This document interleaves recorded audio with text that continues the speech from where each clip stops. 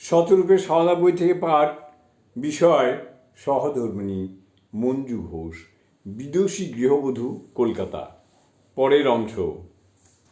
তাই তো সীমা যোগীন্দ্র পূজ্যা, যোগী শ্রেষ্ঠ এবং শক্তিময়ীকে স্বয়ং দেবী জ্ঞানে পূজা করে যুগধর্মপাত্রীরূপে উদ্বোধিত করেছিলেন।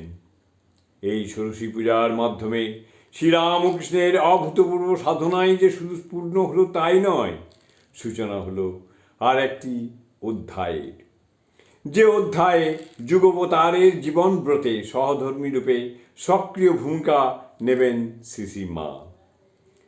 ব্রহ্মবান্ধব উপাধ্যায় বলেছেন, ষোড়শী পূজার পর রামকৃষ্ণচন্দ্রে ষোড়শকল চন্দ্রিকা ফুটিয়া ওঠে। ষোড়শকল চন্দ্রিকা ফুটিয়া ওঠে।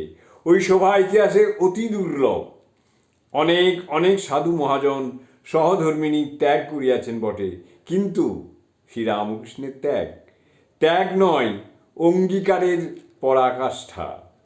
চন্দ্রমা ছাড়া যেমন চন্দ্রিকা থাকিতে পারে না, তেমনি মা লক্ষ্মী আমাদের সেই ষোড়শী পূজার দিন হইতে রামকৃষ্ণ শশীকে বেষ্টন করিয়া চন্দ্র মণ্ডলিকার ন্যায় বিরাজ করিতে লাগিলেন। জয় মা, জয় মা।